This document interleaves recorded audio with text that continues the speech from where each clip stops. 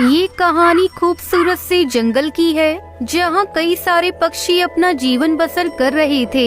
उसी जंगल में टुनटुनी नाम की गरीब चिड़िया जो अपनी बूढ़ी माँ टोनी चिड़िया के साथ एक छोटे से घोंसले में रहती थी। एक दिन टुनटुनी चिड़िया अपनी माँ की दवाई लेने जंगल के एक बंटी कबूतर के पास आती है। वहाँ जंगल के दो छिछोरे पक्षी बाज और कालू कौवा भी खड़े थे। भाई, मेरी माँ की दवाइयाँ खत्म हो गई हैं। क्या मुझे उधार दवाइयाँ दे सकते हैं? मैं आपको थोड़े दिनों में ही पैसे दे दूंगी। क्षमा करना चिड़िया बहन, पर हम किसी को उधार दवाइयाँ नहीं देते। अगर आपके पास पैसे हो तो बोलिए, पर न जाइए यहाँ से चिड़िया बहन। भाई, कुछ गरीब की सहायता कीजिए। थोड़ा तो मुझ पर विश्वास रखिए। मेरी माँ की तबीयत बेहद नासाज है। उन्हें दवाइयों की सख्त जरूरत है। एक बार कहा ना चिड़िया बहन, पैसे हो तो बोलिए, वरना जाइए यहाँ से आप। जैसे यहाँ हजारों पक्षी आते हैं, अगर मैं हर किसी को उधार देने लगा तो मुझे तो अपनी दवाइयों की दुकान बंद करके घोंसले में रहने की नौबत आ जाएगी। फिर चिड़िया निराश होकर वहाँ से चली जाती है। तभी कालू कौवा और बाज दोनों पक्षी ये सब देख रहे होते हैं। तब तक आप लोग कमेंट में बताएं 17 into 3 कितने होते हैं। बाज भाई, चलो अपना काम शुरू करते हैं। कालू कौवा और बाज दोनों मिलकर जहरीली दवाइयाँ लेते हैं और टुनटुनी चिड़िया के पास जाते हैं। टुनटुनी चिड़िया उसी रास्ते से ही उड़ती चली जा रही थी। रुकिए रुकिए चिड़िया बहन। अरे, आप दोनों कौन हैं? चिड़िया बहन, जब आप अपनी माँ के लिए उस बंटी कबूतर से दवाइयाँ मांग रही थी, तब हम दोनों वहीं खड़े थे। ये लीजिए आपकी माँ के लिए दवाइयाँ। ये दवाइयाँ हम दोनों ने अपने पैसों से ली हैं और आपको इस दवाई के कोई भी पैसे नहीं देने हैं। ये हमारी ओर से तुम्हारी माँ के लिए है। आपको बहुत बहुत धन्यवाद पक्षियों। आपने मुझ गरीब की बड़ी सहायता की है। टुनटुनी चिड़िया भावनाओं में बहकर बिना देखे ही उन दवाइयों को लेकर अपने साथ अपने घोंसले में आ जाती है और आते ही अपनी माँ को वो जहरीली दवाइयाँ खिला देती है। दवाई खाने के बाद ही टूनी चिड़िया की मृत्यु हो जाती है। तभी कालू कौवा बाज जंगल के कुछ पक्षियों को बाहर लेकर आते हैं और टुनटुनी चिड़िया के बारे में सारे पक्षियों को अनगिनत झूठी कहानियाँ बनाकर भड़का देते हैं। हाँ पक्षियों, हम दोनों ने खुद अपनी आंखों से देखा है। इस टुनटुनी चिड़िया ने उस बंटी कबूतर की दुकान से जहरीली दवाइयाँ ली और अपनी माँ को दवाई खिला दी ताकि उसकी माँ इस संसार से चली जाए। अपनी माँ की बीमारी से तंग आकर इस टुनटुनी चिड़िया ने अपनी ही माँ की जान ले ली। ये सब झूठ है पक्षियों। ऐसी चिड़िया का जंगल में रहना बेहद खतरनाक है। जब ये अपनी माँ की जान ले सकती है तो ये किसी को भी नुकसान पहुँचा सकती है। मैं तो कहता हूँ इस चिड़िया को मार मार कर इस जंगल से बाहर निकाल दो। सारे पक्षी ये बात सुनकर टुनटुनी चिड़िया को मारने लगते हैं। टुनटुनी चिड़िया सारे पक्षियों को समझाने की बहुत कोशिश करती है, लेकिन उसकी बात पर कोई भी पक्षी यकीन नहीं करता और उसे सभी पक्षी मारने लगते हैं। तभी अपनी जान बचाकर टुनटुनी चिड़िया तेजी से उड़ते हुए जाती है और एक आम के पेड़ के ऊपर जाकर छुप जाती है।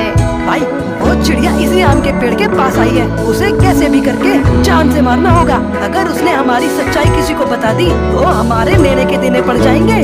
कालू, तू बात तो सही कह रहा है, पर वो चिड़िया कहाँ गायब हो गई? वो इसी आम के पेड़ के अंदर कहीं छुप कर बैठी है। चलो उसे देखते हैं। दोनों पक्षी उस विशाल आम के पेड़ के अंदर जाते हैं और टुनटुनी चिड़िया को तलाश करने लगते हैं। टुनटुनी चिड़िया डाली के पीछे छुपकर बैठ गई थी और काम रही थी। तभी बाज टुनटुनी चिड़िया को डाली के पीछे देख लेता है।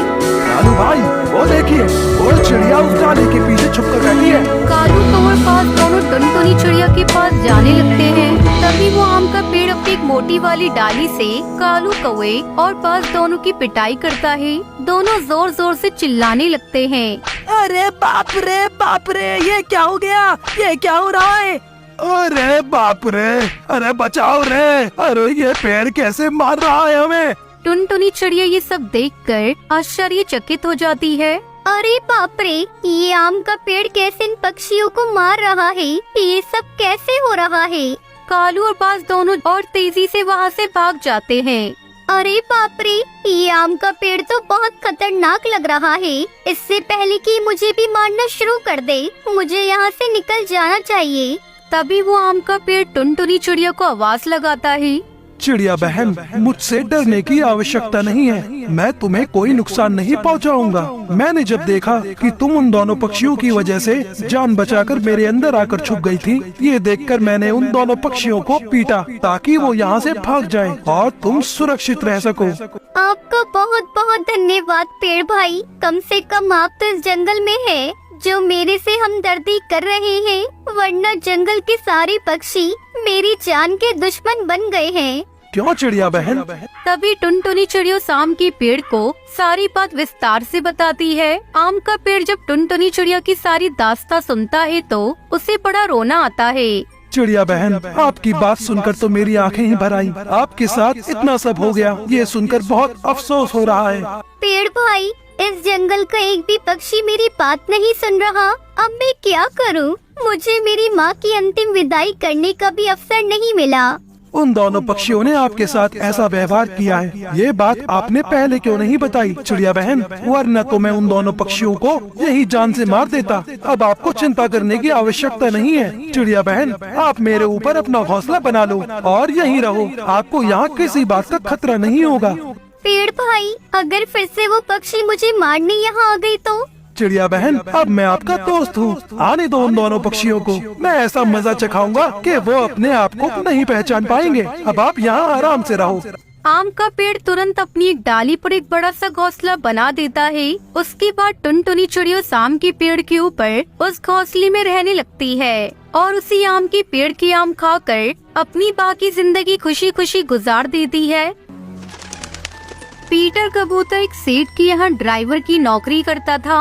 उसकी एक बेटी थी मरियम। मरियम चिड़िया बचपन से ही देख नहीं पाती थी। जब मरियम 3 साल की थी तभी पीटर की पत्नी टूनी की मौत तूफान से हो गई थी। पक्षियों ने पीटर को दोबारा शादी करने को कहा, लेकिन उसने किसी की नहीं सुनी क्योंकि उसे लगता था कि सौतेली माँ मरियम को वो प्यार नहीं दे पाएगी जो उसकी सगी माँ दे सकती थी। पीटर कबूतर अपनी बेटी मरियम को उसकी माँ और पिता दोनों का प्यार देने की पूरी कोशिश करता था। पता है तुम कैसी लग रही हो? परी के जैसी। बिल्कुल। लेकिन तुम्हें कैसे पता?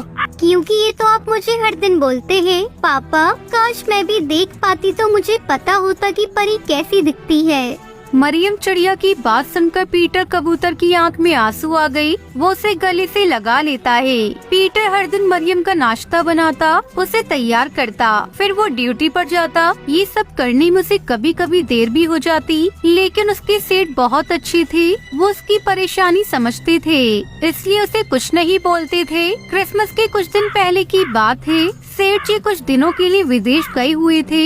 इस कारण पीटर कबूतर सेठ के बेटे की गाड़ी चला रहा था। एक दिन पीटर ड्यूटी पर लेट पहुंचा। मतलब तुम तो हद करते हो पीटर। तुम्हें बोला था आज जरूरी मीटिंग है, जल्दी आना, लेकिन तुम लॉर्ड साहब की तरह अब आ रहे हो। वो ऐसा है कि देखो, तुम अपने बहाने मुझे मत सुनाओ। मैं तुम जैसे कामचोर को अच्छी तरह से जानता हूँ। पगार पूरी चाहिए, लेकिन काम आधा करना है। ऐसा नहीं है सर।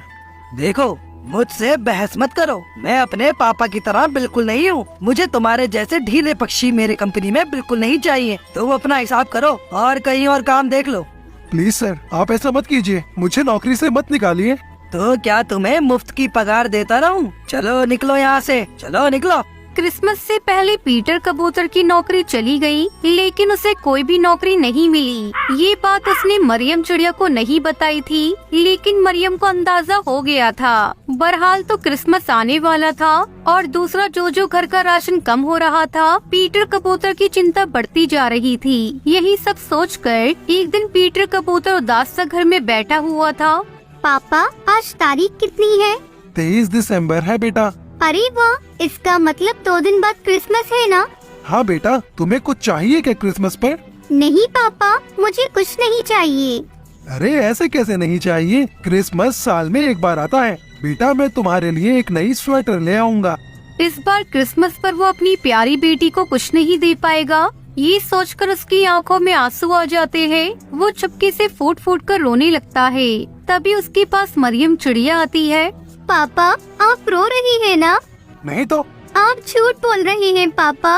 माना कि मुझे दिखता नहीं है, लेकिन आपके आंसू में देख सकती हूँ। क्या बात है पापा, आप क्यों रो रहे हैं? मुझे बताइए ना। अरे बेटा बोला ना मैं रो नहीं रहा, वो लगता है मेरी आंखों में कुछ चला गया, इसलिए मेरी आंखों में आंसू आ गए। पीटर कबूतर ने मरियम चिड़िया की बात तो टाल दी, लेकिन वो भविष्य की सोचकर बहुत परेशान था। अगले दिन उसने फिर से नौकरी की तलाश शुरू की, लेकिन उस दिन भी उसके हाथ निराशा लगी। शाम को जब वो घर लौट रहा था तो पूरा मार्केट क्रिसमस के खिलौने, ट्री, केक और नए नए कपड़ों से भरा हुआ था। क्या जीजस, कैसी किस्मत बनाई है आपने मेरी। कल क्रिसमस है, लेकिन ना तो कोई खिलौना, न कपड़े, न क्रिसमस ट्री और न ही केक अपनी बिटिया के लिए ले जा पा रहा हूँ। पीटर कबूतर यही सब सोचते हुए एक दुकान के आगे से गुजर रहा था। तभी उसे चोर चोर की आवाज मार्केट से आई। तभी एक पक्षी जिसके हाथ में बड़ा सा बैग था, वो उड़ता हुआ पीटर के पास आया और उसके पास ही वो बैग छोड़कर भाग गया। पीटर कबूतर जब तक कुछ समझता, पक्षियों की भीड़ उसके पास आई और उसे ही चोर समझकर पकड़ लिया। मारो जल्दी से पुलिस को फोन करो। पीटर कबूतर ने पक्षियों को लाख समझाया कि वो चोर नहीं है, लेकिन पक्षियों ने उसकी एक न सुनी और उसे खूब मारा पीटा, फिर उसे पुलिस के हवाले कर दिया। अबे कब से हो इस धंधे में, और कौन कौन है तुम्हारे साथी? साहब मैंने कहा ना मैं चोर नहीं हूँ, मुझे छोड़ दीजिए। मेरी बेटी घर में अकेली है, वो बेचारी देख भी नहीं सकती, प्लीज मुझे घर जाने दीजिए ना। झूठ बोलना बंद करो, चोरी करने से पहले अपनी बेटी का ख्याल नहीं आया क्या तुम्हें? रुपयों से भरा बैग लिए तुम्हें लोगों ने रंगे हाथ पकड़ा है और तुम कह रहे हो तुम चोर नहीं हो। साहब कभी कभी आंखों देखा भी तो सच नहीं होता। तू मुझे ज्यादा ज्ञान मत दे, तुम जैसे शातिर चोरों का मुंह कैसे खुलवाना है ये मुझे अच्छे से पता है। इंस्पेक्टर साहब ने फिर से उसकी पिटाई शुरू कर दी।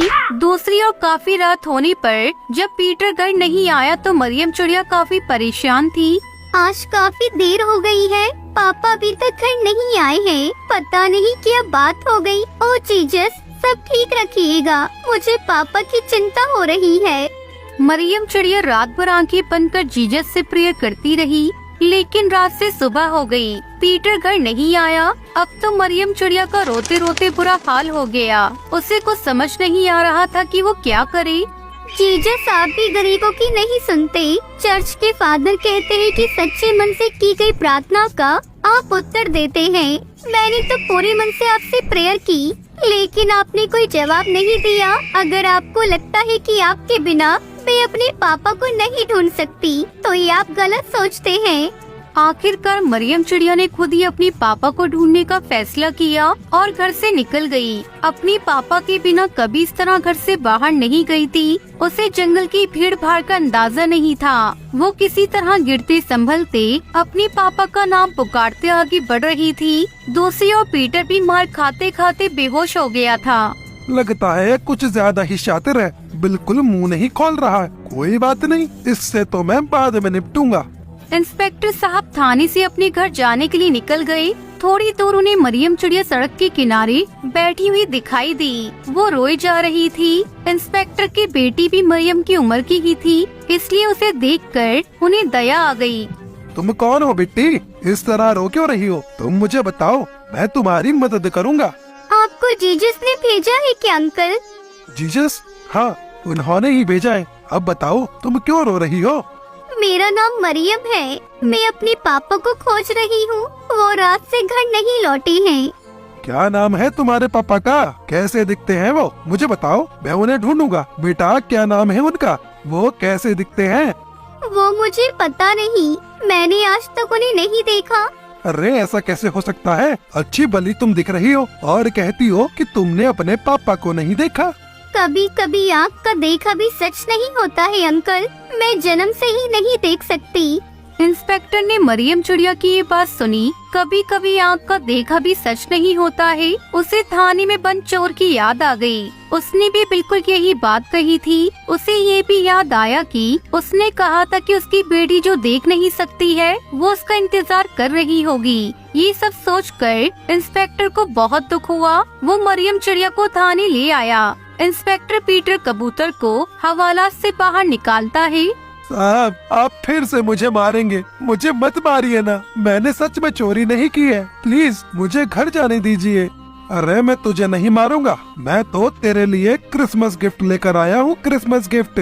इसके बाद इंस्पेक्टर ने मरियम को आवाज लगाई। पुलिस थाने में मरियम को देखकर पीटर कबूतर को अपनी आंखों पर भरोसा नहीं हुआ। उसने दौड़कर उसे गले लगा लिया। अरे मेरी परी यहाँ कैसे आ गई?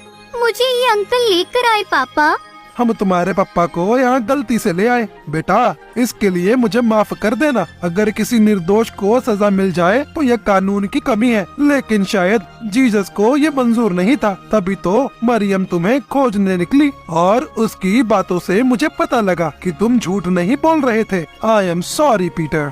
फिर सभी चर्च गए। इंस्पेक्टर भी चर्च आए थे। उन्होंने उन दोनों को मैरी क्रिसमस तो कहा ही, साथ ही एक बहुत बड़ी खुशखबरी भी उन्हें दी।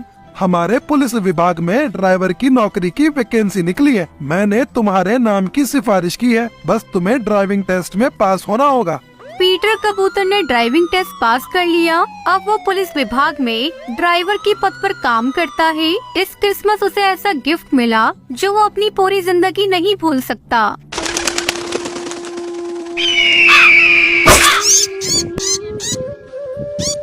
रामपुर के जंगल में टुनटुनी चिड़िया अपने माता पिता के साथ रहती थी। उसके माता पिता पुराने ख्यालों के थे। एक दिन टुनटुनी चिड़िया स्कूल से पढ़कर घर आई तो उसकी माँ सुंदरी कौवी उससे कहती है, बिटिया कल से तेरा स्कूल जाना बंद।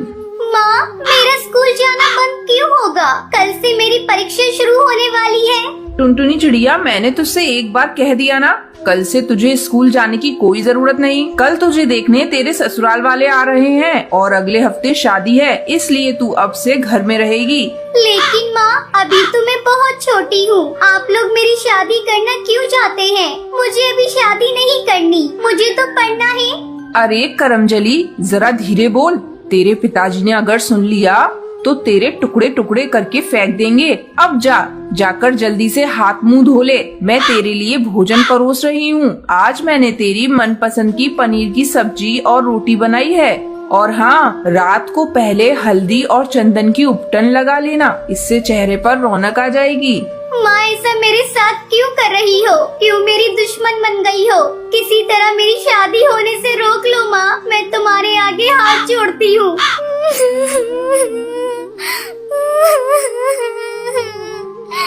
टुनटुनी चिड़िया रोए जा रही थी। तभी वहाँ टुनटुनी चिड़िया के पिता कड़कनाथ सेठ आ जाता है। टुनटुनी चिड़िया उसके पास जाती है। पिताजी आप मेरी शादी क्यों कर रहे हैं? मुझे अभी पढ़ना है। टुनटुनी चिड़िया तू कान खोलकर सुन ले, शादी तो होकर रहेगी। लेकिन पिताजी बाल विवाह तो कानूनन जुर्म है। अगर पुलिस को पता चल गया तो आप सबको जेल हो जाएगी। कमबख्त तू अपनी बकवास बंद कर। बाल विवाह हमारे जंगल की प्रथा है, इसे कोई नहीं बंद करा सकता, कानून भी नहीं।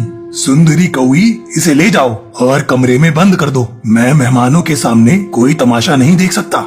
अगले दिन टुनटुनी को देखने उसका होने वाला पति गोलू चिड़ा और उसकी सास टूनी चिड़िया वहाँ आते हैं। गोलू चिड़ा टुनटुनी चिड़िया को पसंद कर लेता है और अगले सप्ताह दोनों की शादी हो जाती है और टुनटुनी चिड़िया की पढ़ाई अधूरी ही रह जाती है। नन्ही टुनटुनी चिड़िया के कंधों पर ससुराल की जिम्मेदारी का बोझ आ जाता है। ऐसे ही दिन गुजरने लगते हैं। एक दिन गोलू चिड़ा बाजार जा रहा था, तभी एक बाज उस पर हमला कर देता है और उसे अपना शिकार बना लेता है। इस तरह टुनटुनी चिड़िया छोटी उम्र में ही विधवा हो जाती है। इस बात का पता जब उसकी माँ सुंदरी कौवी को लगता है तो वो उससे मिलने के लिए आती है। अपनी माँ को देखते ही टुनटुनी चिड़िया चिल्लाने लगती है, चली जाओ यहाँ से।